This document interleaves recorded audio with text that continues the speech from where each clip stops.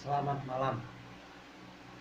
Malam ini saya punya pikiran bikin video yang ketiga tentang impian mau jadi nomor satu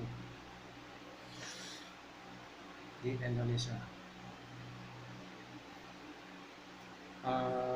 Jadi saya mau cerita bahwa saya sekolah untuk nasional itu lulusan SMP. Tapi saya sempat sekolah bahasa Mandarin itu 1 tahun 2 bulan, itu setara dengan D1 ya katanya. Karena pertama masuk itu sudah setara dengan SMA. Jadi saya sekolah di bahasa Mandarin waktu itu 4 bulan pertama saya sudah mendapat ijazah, itu setara dengan lulusan SMA katanya. Jadi saya meneruskan sekolah tersebut. Setelah 4 bulan saya melanjutkannya 10 bulan lagi kemudian. Jadi 1 tahun 2 bulan saya sekolah bahasa Mandarin, jadi setara dengan D1 katanya. Kata Pak Pinky kalau nggak salah waktu itu. Jadi kalau saya meneruskannya sampai 2 tahun itu setara dengan lulusan kuliah di S1. Saya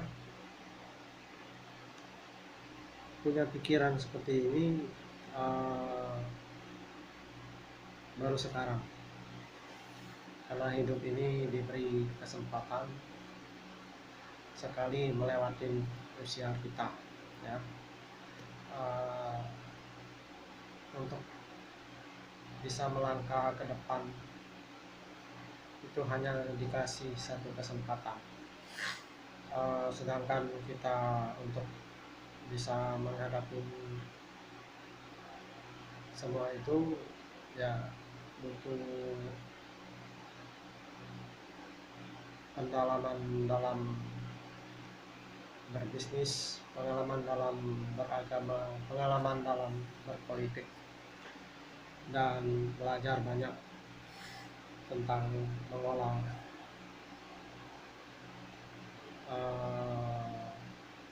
kecamatan, mengolah kabupaten, mengolah provinsi, dan mengolah satu negara.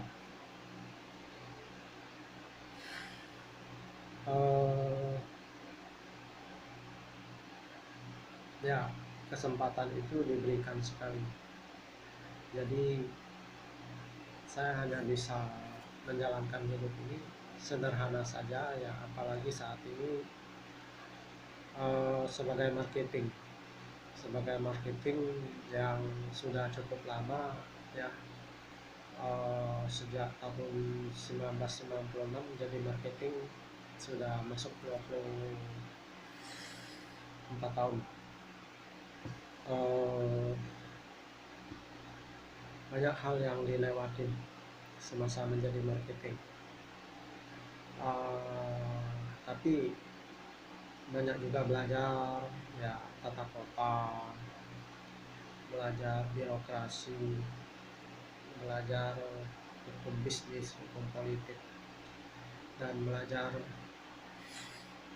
tentang ekonomi, serta ya banyak hal yang bisa dipelajari.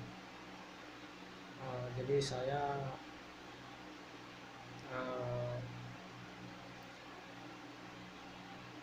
di saat saya bekerja saat ini di keliling Bangka, banyak hal yang saya lihat dan banyak yang saya belajar. Saat saya di Jakarta juga saya banyak belajar dan banyak melihat. Jadi yang saya lihat banyak hal yang harus dilakukan untuk menjadi satu perubahan ya. Jadi sebelum selesai saya bicara, saya akan uh, bicara bahwa untuk video saya perlu dukungan dari masyarakat luas, terutama subscribe. Jadi jangan lupa tekan subscribe, tekan lonceng, tekan like, dan kasih komentar. Video ini akan mendadak selesai karena penyimpanannya terbatas. Jadi saya belajar bahwa seperti tata kota itu saya lihat untuk Bangka saja saya melihat masih banyak kekurangan. Jadi ya kalau jalan itu sebenarnya untuk jangka panjang minimal 4 jalur ya. Jadi kiri kanan ada got dan ada bunga. Jadi tidak perlu pohon-pohon di pinggir jalan karena itu sangat membahayakan buat manusia kalau ada pohon-pohon di pinggir jalan.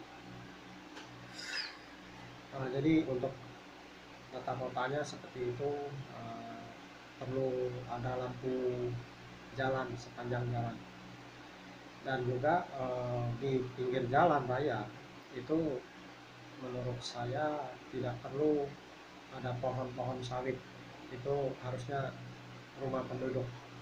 Supaya tata kotanya kelihatannya bagus dan tidak kelihatan hutan seperti di Bangka masih banyak ditanamin pohon sawit di pinggir jalan. Itu tata kotanya kurang bagus karena kelihatan hutan.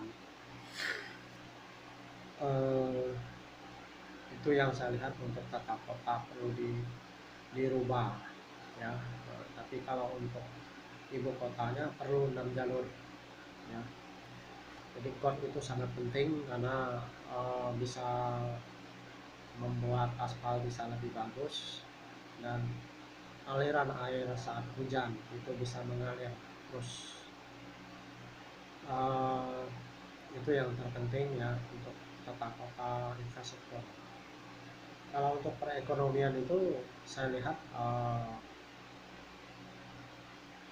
harus dijaga, yaitu perikanan, perkebunan.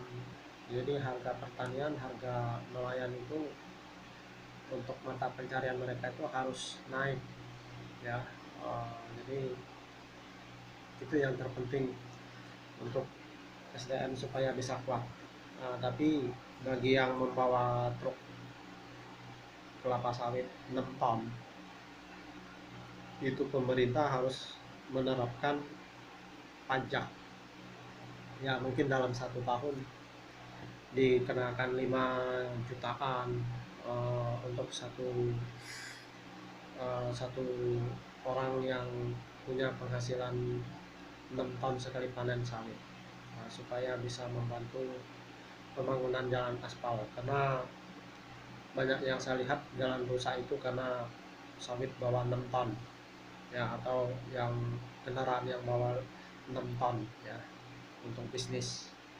Seperti truk-truk yang besar itu bawa 6 ton itu perlu dikenakan pajak. Dan apa nih, itu untuk pembangunan ya, biaya pembangunan. Jadi memang harus bebas korupsi ya. Dan yang saya lihat tadi untuk perekonomian selain perikanan dan pertanian itu menunjang juga dari wisata ya. Jadi wisata harus dikembangkan, dan investasi asing harus banyak masuk di satu provinsi supaya menjadi aset untuk pembayaran pajaknya memuaskan. Dan juga yang saya lihat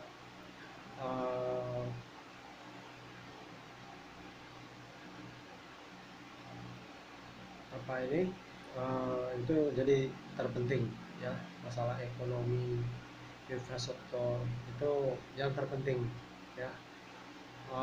Dan bidang kesehatan juga harus diperhatikan ya. Eh, itu sangat penting juga.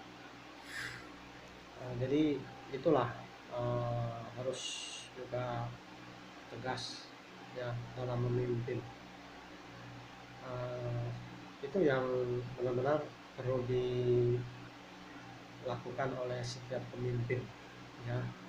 Jadi dia harus mempunyai pergerakan ekonomi yang bagus. Jadi harga BBM itu harus sesuai, jangan tinggi sehingga daya belinya kuat. Dan juga harus diolah dalam satu provinsi itu biaya kebutuhan pokok jangan mahal. Caranya bagaimana itu pasti ada terobosan. Itu yang terpenting. Jadi bisa melihat juga belajar dari uh, bisnis yang saat ini memerlukan digital 100%. Jadi sudah saatnya menggunakan digital 100%. Seperti minyak itu sudah harus dikembangkan, didukung seperti pemasangan komini ya, atau dan depot air ya, serta pulsa handphone yang sistem digital. Tiga hal tersebut memang tuntutan buat masyarakat yang dibutuhkan setiap hari. Jadi pengolahan usaha juga ya, itu penting untuk usahanya bisa maju ya. Terutama gas LPG itu jangan sampai langka ya. Kalau langka itu sangat memberatkan masyarakat ya. Jadi gas LPG itu kalau bisa jangan langka ya. Jadi itu yang penting buat masyarakat untuk bisa mengembangkan usahanya. Jadi pohon-pohon yang di pinggir jalan itu sebenarnya tidak penting lagi ya untuk zaman sekarang, karena penduduk sudah semakin padat. Jadi pohon-pohon harus ditiadakan sebenarnya, bukan untuk tata kota yang baik. Tata kota yang baik menurut saya diganti dengan bunga saja. Jadi kalau untuk masalah penanganan banjir itu melalui got-got ya, pembuangan airnya kemana ya, harus ada penampungnya dan harus bagaimana membuang air tersebut di lokasi mana. Jadi yang saya lihat banyak masih kekurangan yang harus dirubah. Birokrasi juga harus bagus, lebih bagus lagi, cepat dan tidak rumit. Itu yang terpenting juga ya. Jadi masalah keamanan itu penting juga ya. Jadi tanpa ada teroris ya, dan benar-benar bisa adil dalam menjalankan hukum ataupun menjalankan bisnis ataupun dalam beragama, semuanya semua hal itu penting. Saling menghargai itu yang terpenting, saling bersatu. Dan setiap orang kalau bisa belajar untuk mandiri. Jadi saya sudah cukup panjang ini videonya. Ini video ketiga tentang menjadi seorang pemimpin yang bisa berhasil mengolah satu negara atau ya satu provinsi ya. Nah jadi saya juga hanya bisa pasrah ya, karena saya seorang yang sederhana hidupnya, yang punya keuangan terbatas, tidak bisa berbuat lebih jauh. Hanya harapan bisa jadi YouTuber. Sistem saya bisa berhasil,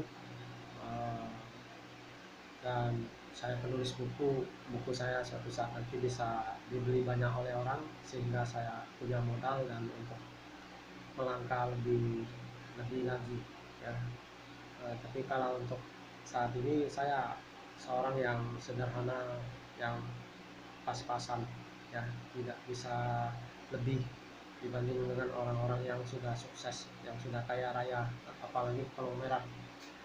Bagaimana saya bisa melangkah lebih jauh kalau keuangan hanya terbatas, ya. Di ya harapan saya dukungan dari subscribe, karena Indonesia ini 270 jutaan. Saya mengharap hanya 1 juta saja dalam 4 tahun ke depan, ya, untuk bisa mempersiapkan persaingan menjadi calon presiden yang tahun ke 2024. Itu harapan saya kalau didukung oleh masyarakat.